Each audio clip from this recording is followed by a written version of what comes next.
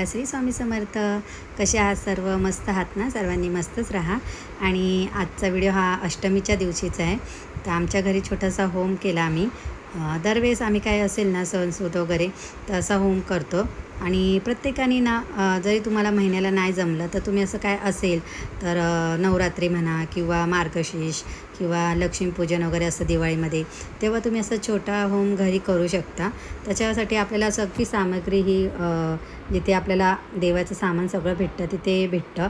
त्यांना सांगितलं होमाचं सामान द्या तर ते देतात. त्याच्यामध्ये होमपुडा असतो आणि समिधा असतात. परत आपल्या घरचे जे तूप असतं किंवा तांदूळ असतं ते सगळं घ्यायचं आणि तिथूनच शेणी वगैरे आणायची सुकलेली आणि ती त्याच्यात टाकायची असते. आणि सर्वप्रथम होम करताना ना नेहमी आपण गणपती बाप्पांचं नाव वगैरे घ्यायचं आहे. प्रत्येक सुरुवाती आपण गणपती बाप्पांपासूनच करायची आहे. आणि त्यानंतर सिद्धिदात्री देवीची मंत्र बोलायचेत. आपण 9 वार मंत्र म्हणायचेत, जे 108 वेळा बोलायचेत. प्रत्येक मंत्राच्या वेळेस देवीचा मंत्र म्हणूनच स्वाहा करायचं आहे त्या हवनकुंडामध्ये. आणि खूप छान वाटतं. घरामध्ये एक पॉझिटिव्हिटी पसरली जाते सगळ्या घरामध्ये. आणि ज्याचा मला आहे ना त्या होमातला जेव्हा ते होम शांत होतो आणि तो धूर निघत असतो ना, तो पूर्ण घरात आमच्या पसरला जातो. तर मला खरंच खूप छान वाटतं. आणि कारण की असं वाटतं आपण कोणत्या तरी मंदिरातच आहे. बघा, मंदिरात होम वगैरे केल्यावर कसा सगळा धूर असतो, तो त्याचा किती छान सुगंध येतो, तसा येत असतो. आणि खूप छान वाटतं होम केल्यानंतर. आणि आजच होतं आमच्या घरी ते म्हणजे कन्यापूजन केलं मी आज. तर प्रत्येक मुलीला हे बोलवणं केलं मी, कारण की आदल्या दिवशी सांगावं लागतं. कारण की कन्यापूजन असलं तर प्रत्येक जणांच्या घरी हे अष्टमीला आणि नवमीला असतं. त्यामुळे बिचाऱ्या पोरीला सगळीकडे जावं लागतं. आणि प्रत्येक मुलीचं स्वागत हे खूप आनंदाने करायचं असतं. प्रत्येक मुलीमध्ये देवीचं स्वरूपच असतं लहान मुलींमध्ये. आणि खरंच कन्यापूजन केल्याने ना आपल्या घरात भरभराटीच होते. कारण की मी हे खूप अनुभव घेतला आहे की दरवर्षी मी ना कन्यापूजन करते. ह्या मुली यांना सगळ्या खूप लहान होत्या तेव्हापासून माझ्या घरी येतात. तर आता बघा किती मोठ्या झाल्या त्या मुली. आणि आता त्यांना कसतरी पण वाटतं यायला, असं लाजतात मुली यायला. मोठं झाल्यावर समजतं ना त्यांना. आणि त्यांच्याबरोबरच एक मुलगा बसवायचा आहे भैरव म्हणून. कारण की तुम्ही तर बघितलेलं आहे, कारण की जिथे देवी आईचं मंदिर आहे तिथं आपले भैरव देव असतातच. महादेवांचाच अवतार येतो. तर ते रक्षणासाठी देवी आईच्या असतातच कायम. त्यामुळे त्यांना एक जेवायला बसवायचं आहे मुलाला. तर मला 2 मुलं भेटली पण असू दे. तर ह्या सगळ्या मुलींचे आपल्या घरी येतात, त्यांचे पहिले स्वच्छ पाय धुवायचे. जरी आपल्याला पूर्ण पाय धुता नाही येत तर आपण त्यांच्या अंगठा असतो ना, ते 2 अंगठ्यांवर पाणी ठेवून घालून स्वच्छ धुवायचेत. आणि मला एका स्वच्छ कपड्याने त्यांचे ते पाय पुसायचेत. असं प्रत्येक मुलीचंच करायचं आहे.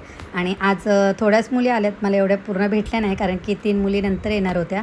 पण कसं असतं, प्रत्येक मुलीला कोणी ना कोणी बोलवलेलं असतं, त्यामुळे त्यांचा खोळंबा होतो. म्हणून मी पहिलं जेवढ्या आल्यात त्यांचं ओरकून घेतलं आणि नंतर बाकीच्या त्या 3 येतील त्यांचं नंतर करेल मग.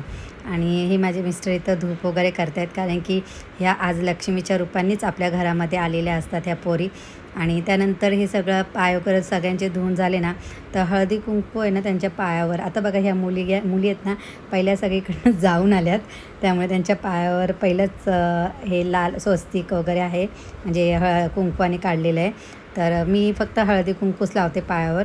हे स्वस्तिक वगैरे काढलं ना ते सुकायला टाईम लागतो आणि मग त्या मुली सगळं त्यांचे कपडे वगैरे खराब होतात.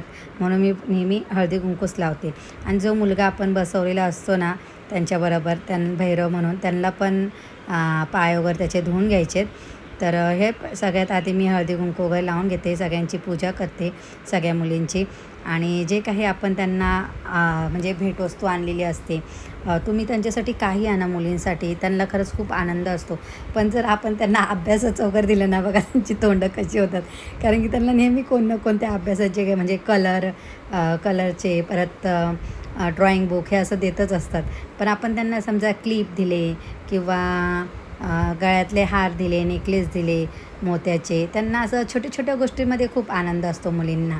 त्यामुळे मी त्यातलंच सर्ट घेऊन आली आहे पूर्ण.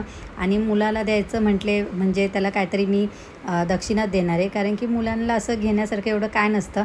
आणि अभ्यासाचं दिलं ना तर हा माझ्या भावाचा मुलगा त्याला कंटाळा येतो, कारण की ऑलरेडी घरात असतं. मग त्याचं म्हणणे मला काहीतरी दे, असं चॉकलेट दे काय किंवा काहीतरी दे, मग ते त्याला तसं आवडतं. तर मी त्याला पैसेच देणार आहे. आणि ह्या ना मी सगळ्यांना ना अशा जय माताजीच्या ना कपाळाला म्हणजे डोक्याला बांधायच्या पट्ट्या आणल्यात. खूप छान वाटतं ते बांधल्यावर देवी आईचं. आणि जे मी आणले ना तर ही बघा छोटी मुलगी किती छान आशीर्वाद देते मला. खरं त्यांच्या आशीर्वादाची खूप गरज असते आपल्या सगळ्यांनाच. तर हे मी ना घरीच किट तयार केलेलं लहान मुलींचं. त्याच्यात ब्रेसलेट होतं, गळ्यातलं होतं, कानातलं होतं, परत खूप काय काय असं म्हणजे मी करून दिलेला पूर्ण. तर ह्या मुलींना सगळ्यांना जेवायला घातलं. ह्या सगळीकडून काय काय जणी खाऊन आलेल्या आहेत त्यातल्या, त्यामुळे त्यांना काय मी जास्त जबरदस्ती केली नाही. त्यांनी खीर वगैरेच खाल्ली.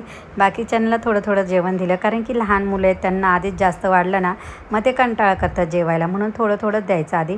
आणि लहान मुलांसंगती कसं लहान मुलांसारखंच वागावं लागतं, म्हणजे मस्ती वगैरे करावी लागते थोडी त्यांच्या संगती. तसंच आम्ही वागत होतो. आणि आज खरंच घरात कन्यापूजन झालं ना तर घरात एक छानच वातावरण निर्माण झालं आहे.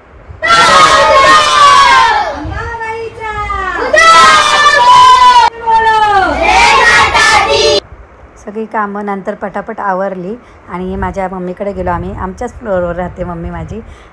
तर बोलला तिच्याकडे भजन होतं आज, म्हणून पटापट कामं आवरली ना आलो. तरी पण मला थोडा उशीरच झाला यायला. आणि ते खरंच खूप छान भजन बोलतात हे लोक. गणपतीला तुम्ही यांना माझ्या घरात बघितलंच असेल भजनाच्या वेळेस.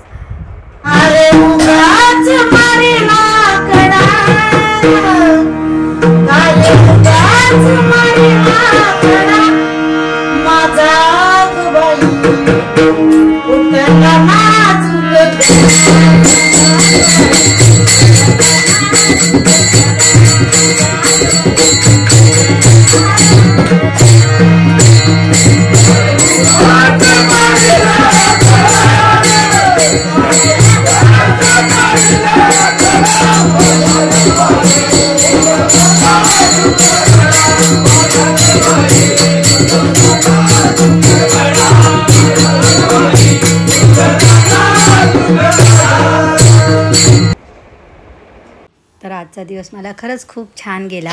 आणि तुम्हा सर्वांना आजचा माझा व्हिडिओ कसा वाटला, जर खरंच आवडला असेल तर माझ्या व्हिडिओला प्लीज लाईक करा, शेअर करा, सबस्क्राईब करा. पुन्हा भेटूया पुढच्या व्हिडिओमध्ये. तोपर्यंत सर्वांना बाय आणि सर्वांना श्री स्वामी समर्थ. Bye bye.